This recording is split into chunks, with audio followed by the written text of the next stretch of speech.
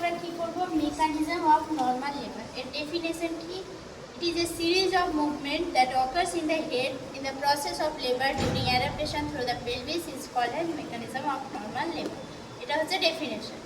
এবার যে নরমাল লেবারটা হবে এর কি কি প্যারামিটার থাকতে লাগে নরমাল লেবারে একটা হচ্ছে lie should be longitudinal presentation should be cephalic presentation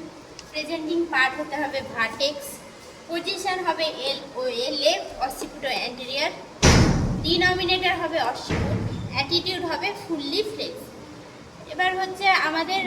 যে নরমাল লেবারটা হয় এখানে হচ্ছে বেসিক প্রিন্সিপাল মুভমেন্ট হয় হেডের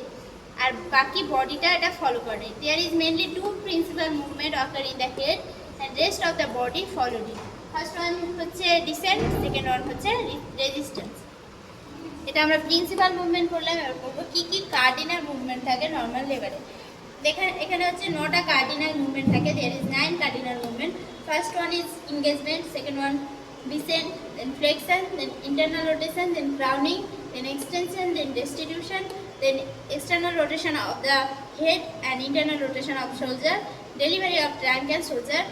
and buttocks engagement এ কি হয়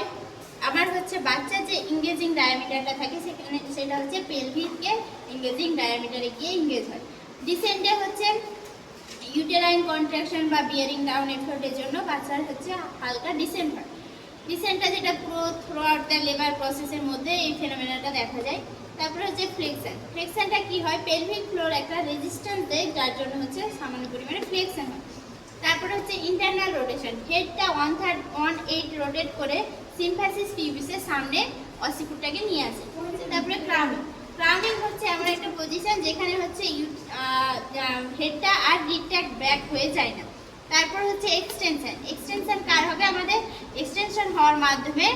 হেডের এক্সটেনশন হওয়ার মাধ্যমে ভার্টেক্সটা ভার্টেক্স প্রেজেন্টিং দেখা যাবে তারপরে হচ্ছে রেস্টিটিউশনের ক্ষেত্রে কি হবে আমার ইন্টারনাল রোটেশনের মাধ্যমে যে নেকের যে টর্শনটা হয়েছিল ওই টর্শনটা খুলে যাবে এবং বাচ্চাটার মুখটা মায়ের ঠায়ের দিকে হবে